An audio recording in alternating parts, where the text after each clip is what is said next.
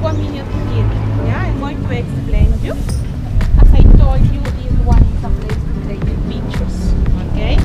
Here you're going to find the church, which is behind us over here. That one with the volcanic stone that I explained you. Okay? Most of the time, these kind of churches are closed. They don't open because inside there are many relics like gold, silver paintings, no? And nobody look after of them. It's the case of this one, for example. But if you want to see, there is a small oratory.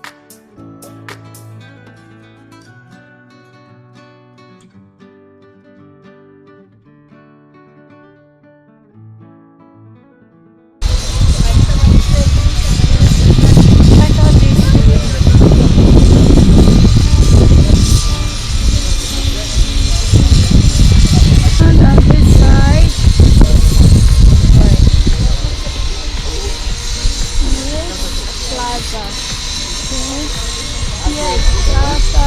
Over there is the view of Arequipa. And on this side, the Catholic Church. Right here, Catholic Church. And on this side, you'll just see the vendors here, but also the volcano over there. Very nice.